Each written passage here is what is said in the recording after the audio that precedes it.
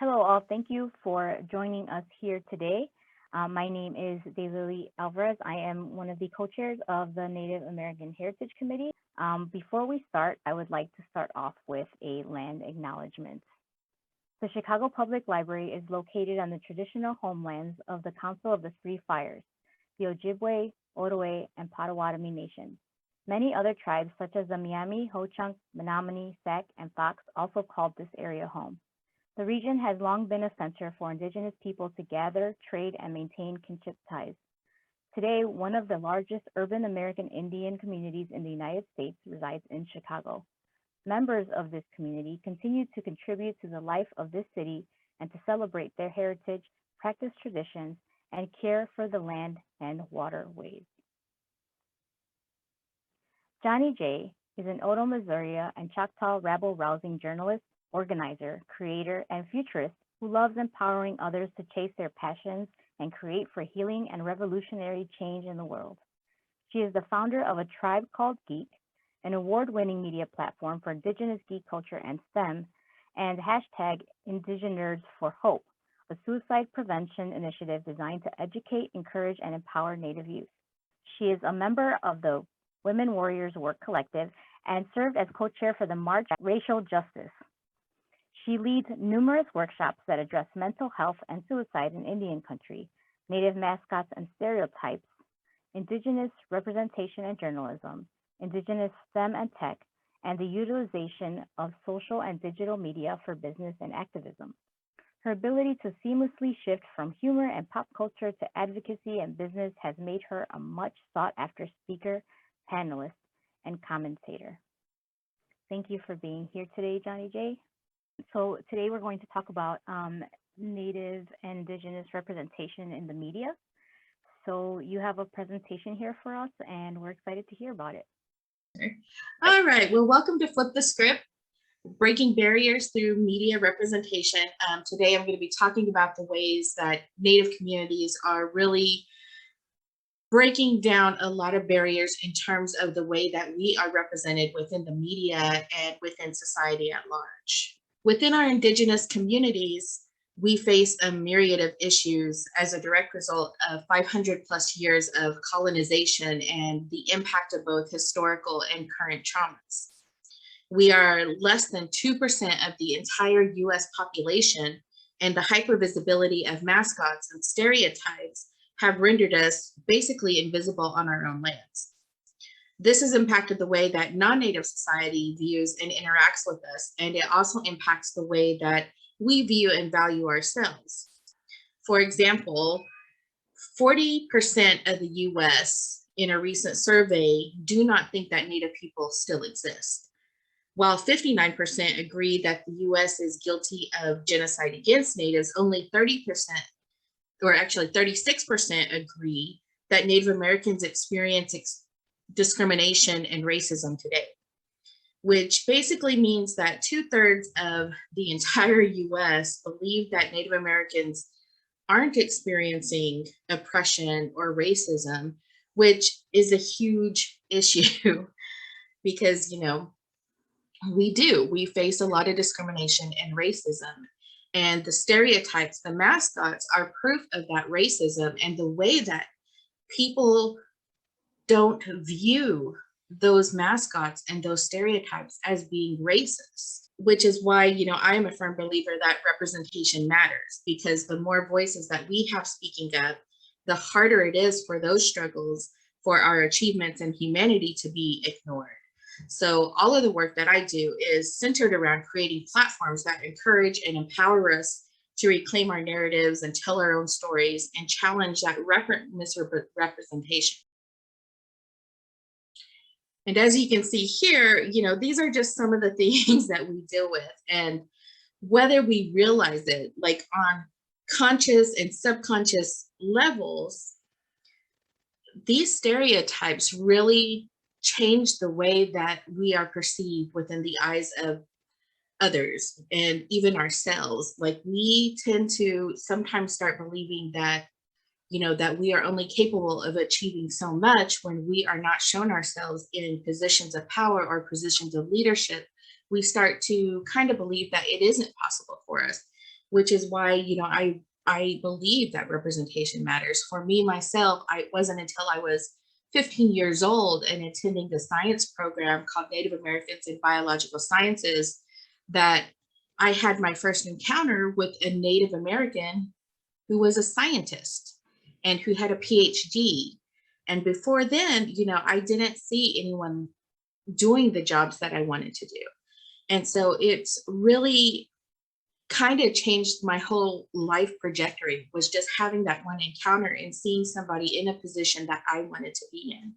And that's kind of inspired the work that I do now, because I want to see Native people represented, and because it impacts the way that we view ourselves, the way we value our identities, and more importantly, whether we realize it or not, it also impacts our social, educational, professional, and political realities. So how do we deal with all this? For the most part, you get frustrated and you just want to shake people and be like, no, we are not these stereotypes. Like, this is not okay that we're still here.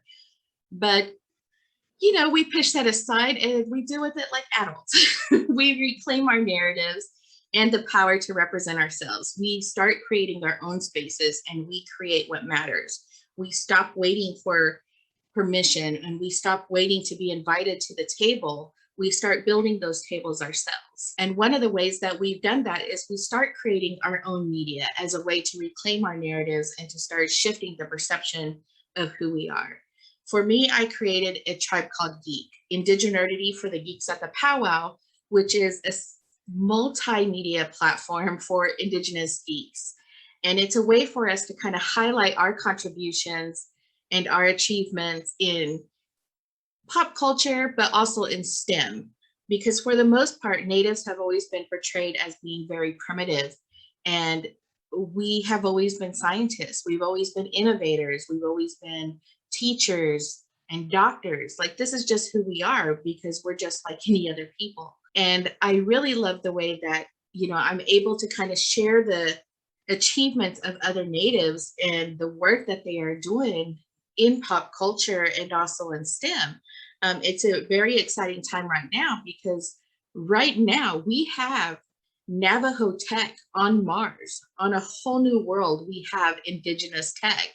And that is thanks to Aaron Yazzie, who was one of the lead engineers for the recent Mars rovers that were sent up. And that's a huge deal, because he was able to talk about this within the media. And this is why I created a tribe called Geek, was so that I can highlight those contributions and show people that, we are more than those stereotypes. And, and it goes further than just creating like the media.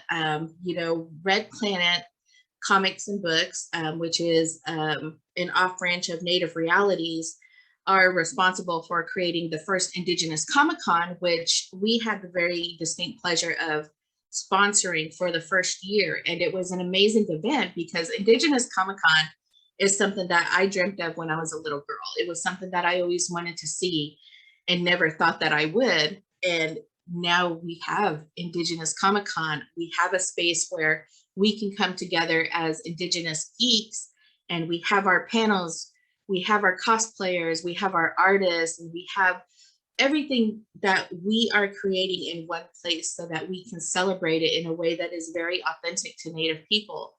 And we create this space for us to just be, and for non-Natives to come into and realize that we are part of the pop culture that they consume every single day, whether they realize it or not. And it's one of the coolest things that, I think that is going on in Indian country right now, is just the fact that we have these spaces to celebrate the things that we love, because just like any other people, we're Potterheads, we love Star Wars, we're into Star Trek, and, we geek out on these things just as much as any other people. And, part of this is also through creating our own comic books. It's not just the media, it's the comics, it's the books that we read, it's the movies that we watch. And these are just some of my favorites, which is Moonshot, the Indigenous Comics Collection, The Wool of Jonesy, which is one of the cutest comic books that I've ever read. And of course, Captain Paiute, which is my favorite, because for a superhero, to be Native, but also to not just be Native, but to be able to have to learn about his culture and the importance of water and the earth and fire and the air, to know the importance of those elements to his tribe in order to harness those powers is something that, I think is really wonderful, because it encourages us to really understand the importance of the world around us, but also the part that our culture plays in that world and in our worlds. Like, it is important for us to reconnect with those and to really understand that there's a lot of power in our ancestral knowledge, even in our contemporary times. Native Max Magazine is another media platform that I have been very fortunate enough to be a part of. This is the first Native fashion magazine, and this was created in 2013 by Kelly Holmes. And this is a platform that she dreamt of when she was in high school. She has notebooks upon notebooks of ideas for creating this magazine that she was able to bring into fruition. And it's such a wonderful platform because we have been able to elevate Native designers who are now showing in fashion weeks, from New York City to Arizona to here in LA. We have Native fashion that is just really being embraced. And, it's not just fashion. They also focus on culture, and they focus on the work that is being done in local communities. And whereas a lot of magazines only want to highlight celebrities and people who are known, Native Max Magazine actually goes out and they search for people who aren't known yet. They're looking for the people who are up and coming in their fields, and they give them this platform to showcase what they are doing. And it's created such a wonderful platform for Native youth, especially because if they have a dream, if they want to be a photographer, if they want to be a fashion designer, they know that they have this one place that will be willing to share their work and to help guide them as they build their careers. And this is just a small glimpse of Native Max Magazine and what it entails.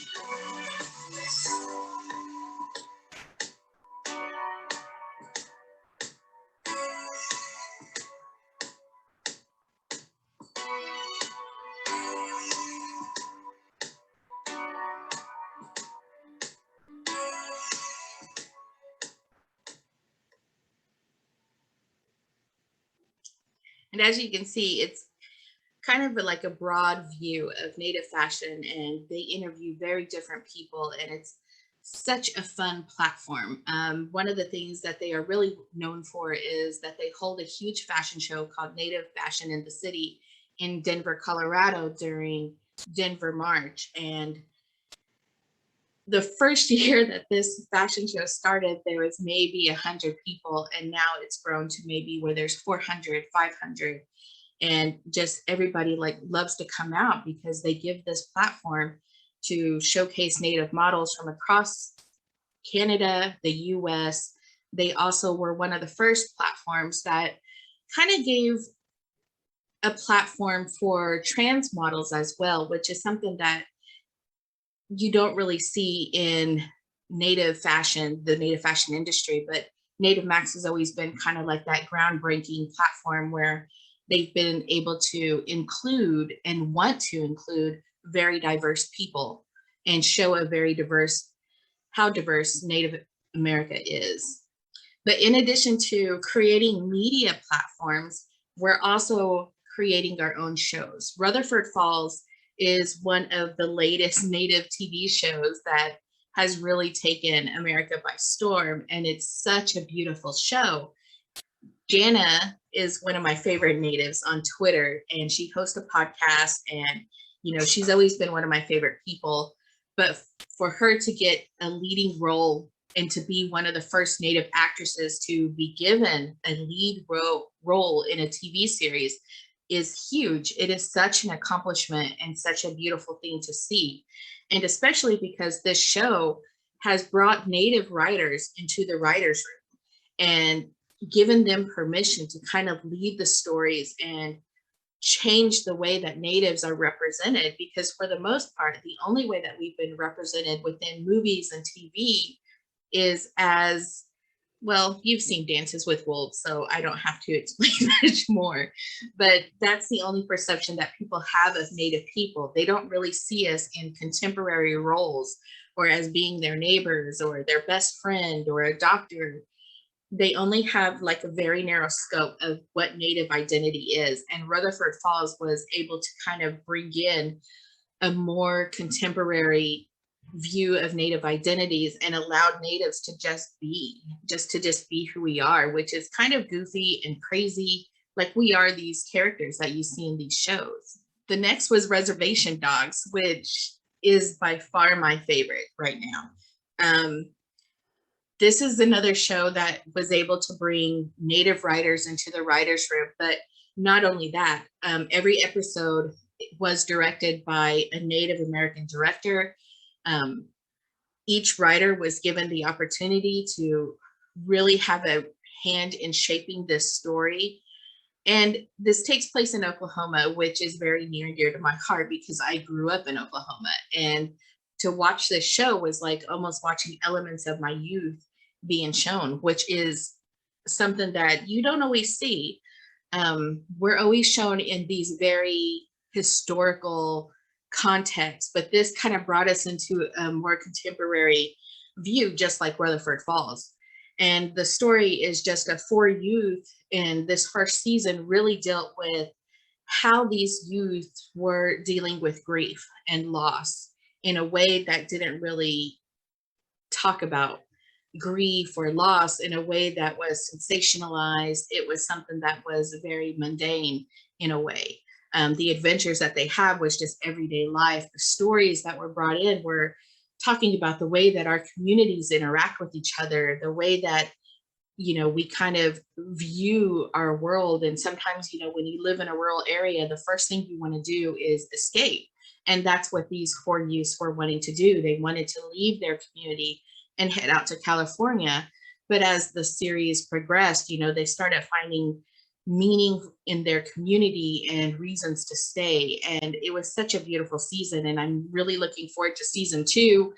And this is one of the first shows that was on a mainstream network. Rutherford Falls was on Peacock, which was only available through streaming, but FX is a huge network. So for Reservation Dogs to be given this platform is another huge accomplishment for Indian country. And the fact that these stories resonated with just so many people, not non-natives and natives. It was such a beautiful thing to watch as the season progressed. And also kind of funny because a lot of this was very native centric. So a lot of things confused people. Like there was an episode where they showed an owl, which in native culture, owls are kind of taboo. And natives got a kick out of it because the eyes of the owl were blurred out so that nobody could see it. And, a lot of people were like, why'd they do that? And so it was kind of a funny conversation to see happening like on social media, about why these things were done and why certain things were shown the way that they were. So Reservation Dogs, it not only was just a beautiful show, but it was a beautiful conversation starter about what contemporary Native life is. And it led to a lot of barriers being broken down because we had natives at the Emmys. And, while they were there, they used that opportunity to talk about Native representation within the media and how important it is that Native people be given the reins to tell our stories. And changing the way that Native people are represented within the media is a very important thing that we need to do.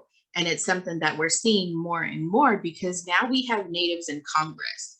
We have Native robotics teams who are winning not only national, but international competitions. We have Native doctors who have been allowed to, really take the realms, and teachers and chefs. We have all these people who are now being given the platform to showcase their talents. And it's changing the way that Native Americans are viewed, mainly in the way that people are starting to realize that we are still here. Like, this is something that we don't have to keep asserting, because now they're being shown that we are here and we're not going anywhere. And part of that is because Native Americans, we stopped waiting for permission, and we stopped waiting for the opportunity to be given to us, and we started to kind of just take charge. And this is a kind of like a quote that I really believe is something that we've embraced, and it's, don't downgrade your dreams to match your reality, upgrade your belief to match your vision. And the vision that we see is that Native people are represented as Native people, that we have the power to tell our own stories, to reclaim our narratives, and to reclaim the things that were lost to us within the fires of colonization. And this is something that I'm really excited to see for Indian country, is just the power of our voices being given a platform. And, for a lot of us, I think it's really important, just to see ourselves represented, but also it's kind of a way to remind people that this whole world, we are connected to each other, and we can learn a lot from each other. And I think that's one of the things that's so important about Indigenous representation, is because a lot of our knowledge is very important to the survival of this entire world, to our ecosystems. And even though, it's a TV show or it's a comic book, it doesn't mean that there's not importance in the impact that it has on the real world. Thank you so much. So you went through so much, and we are so grateful that we're learning all of this. For you, what is one kind of pivotal moment in mainstream media, maybe perhaps prior to this year, that really stood out to you and made you want to do this work? Oh, wow. That is a big question. There's been so many little moments, so many little accomplishments. But I think the one that sticks out the most for me is the Washington football team finally changing the name. This is something that Native communities have been trying to bring into reality for almost 90 years. And, people were telling us, no, this is never going to happen. You're never going to change these names, and making it feel like the work that we're doing is just so fruitless. And, we've had activists who were there from the very beginning who, dedicated their entire lives to trying to get these teams to change their mascots, to change team names, and for it to happen. And for a lot of the elders to get to see that happen in their lifetime was such an amazing moment. It was such an amazing feeling, because it was like, all right, see, we knew we could do this. And it wasn't something that was done through force. It wasn't done through, anger. It was done through education, and it was done through just people starting to realize, these things really are not okay. And we do need to change these names. And, I think it was such a beautiful moment, just because so many people had banded together. There are tribes that issued resolutions. There were people who just invested so much time and work into addressing these names, organizing marches, organizing rallies, and podcasts around these things, creating media, documentaries, and really just trying to make people understand that these things are not okay, and that they do cause real life harm to Native people. So for that to change really just kind of inspired me and kind of motivated me more, because it was like, okay, see, this does work. Representation does matter. The more voices we have speaking up, the harder it really is to ignore us. So I think that was one of the most pivotal moments. And I think the other was, I mentioned Aaron Yazzie and having space tech on Mars.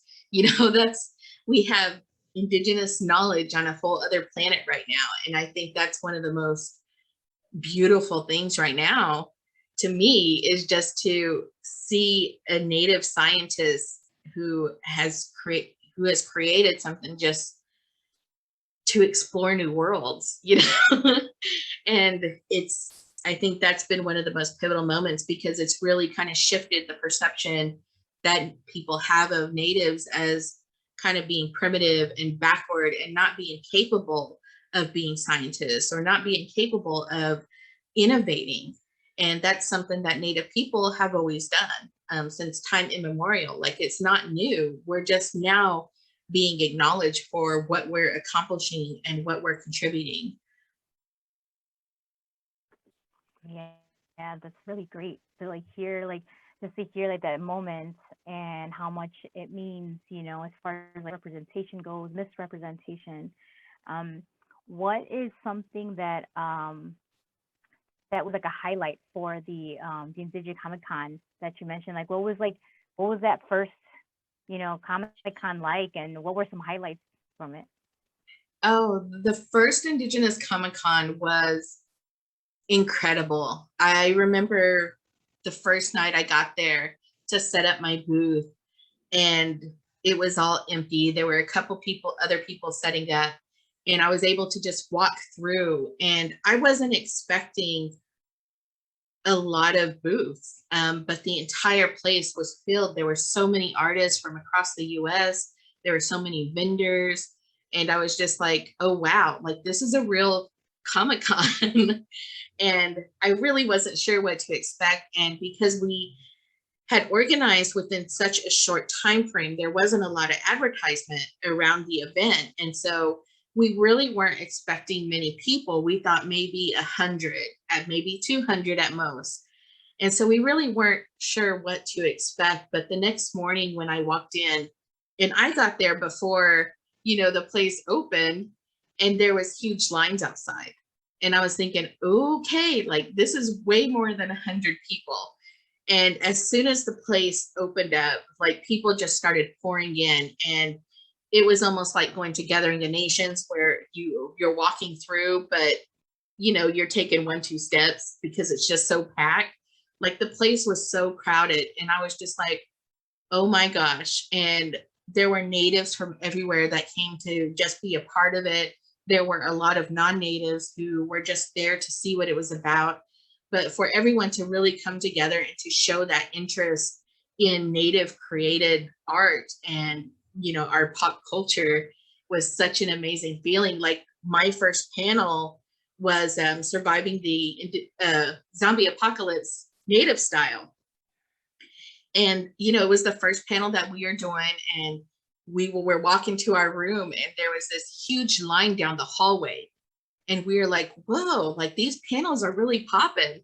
And we get there, and we're waiting for the panel before us to end, and we're kind of in the hall, and this line just keeps getting bigger, and the hallway just keeps getting more crowded, and we're like, whoa, they really want to get into the panel. What panel's coming up? Not thinking about ourselves. And so finally we asked, and they were like, oh, we're here for the zombie pop panel.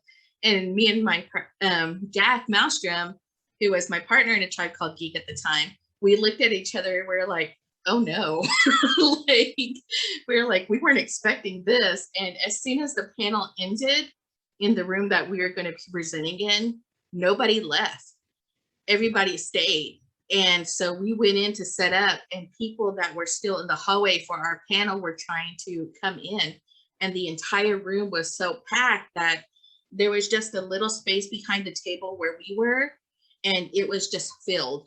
Everybody was just packed in to see our panel. And it was such a pivotal moment for us, because we realized, wow, people want to learn what Native people think about survival, and they want to know what we're doing in zombie apocalypses, which is one of my favorite panels to do, but it was such a pivotal moment because it kind of validated the work that we are doing with the Tribe Called Geek, and kind of just showcase that there is a desire for people to learn from Native Americans. Like, they want to hear our thoughts, they want to learn, like they are interested.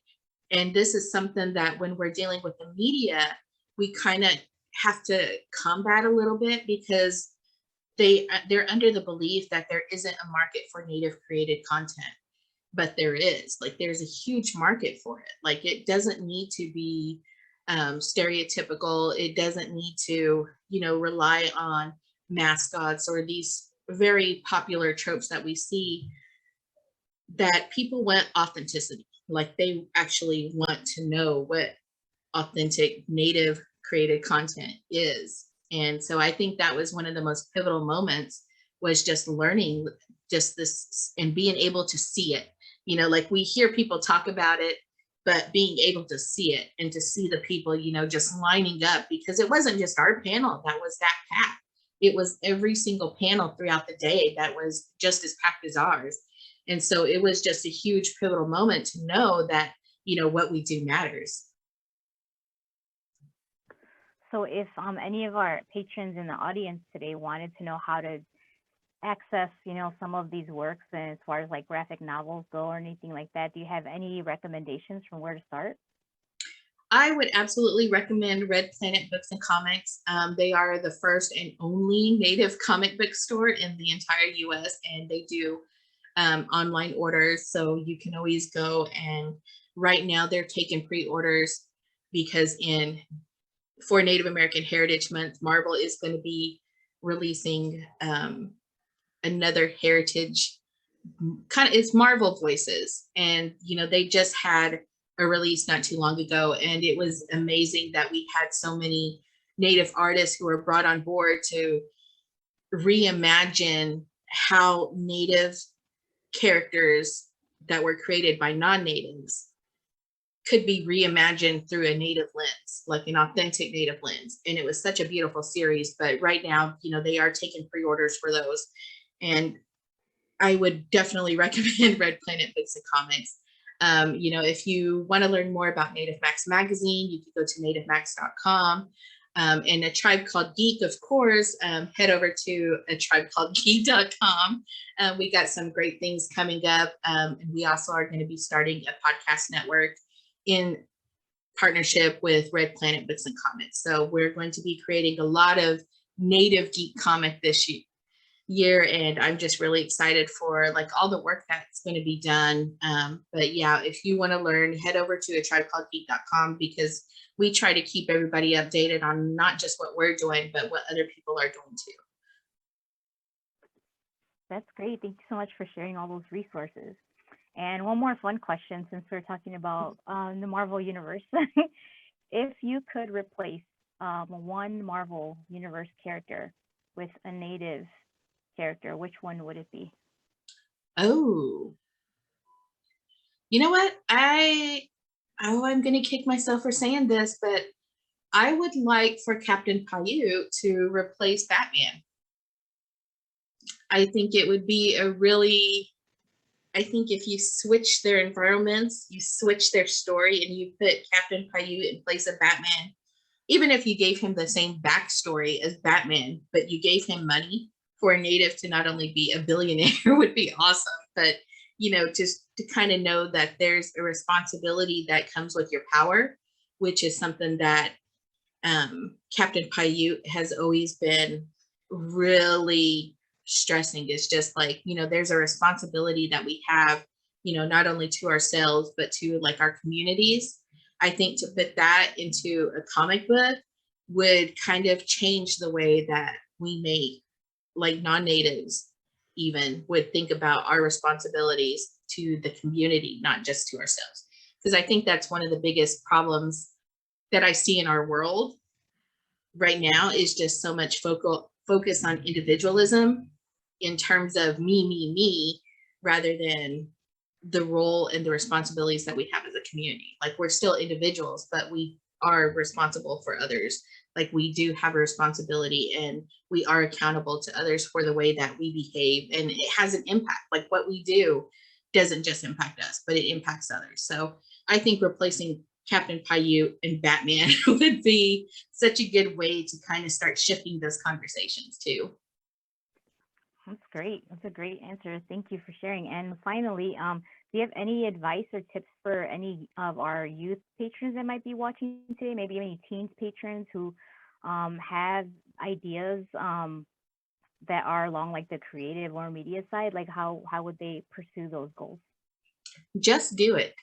Um, I think so many times we have these ideas when we're youth, and we think like, oh, well, you know, in order to do this, we have to follow this certain trajectory. Like we go online and we look up things like tutorials, or we look up how do we do this, how do we do that, and there's a trajectory that you take.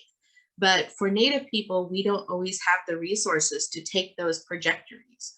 And we have become masters of creating miracles from little to nothing. So I tell our youth all the time, like, just do it. If you have an idea, do it. You don't have to have a lot of fancy equipment to start a podcast. If you want a podcast, you know, there's apps for your phone. You could use a voice recorder and just upload it to SoundCloud or YouTube. You know, you could do video on your phone. Just do it. Like, don't think that, overthink it. Don't think you need to have a lot of fancy knowledge either, because you kind of learn as you go. And it doesn't matter. Like, I know a lot of us want to start out good. Like we want the best right off the back, but you know, I can attest that, you know, sometimes you need a lot of fails, and you need that failure in order to learn what works and what doesn't. And it allows you to grow and to get better as you go along. So I think the best thing to do is to just do it. If you have an idea, don't wait, just get it out there and start creating, because it's going to be the best learning opportunity, and it's going to be the best opportunity for growth. That's great. Thank you so much. Thank you so much for being here with us today, Johnnie Jae. Thank you And so for much. everyone, we will have the links to Johnnie Jae's website and to the resources she shared today under our program description. Thank you all so much. Well, thank you for joining us here today. You can find more events for Native American Heritage Month at our website at www.chipublib.org. That's www.chipublib.org. Thank you.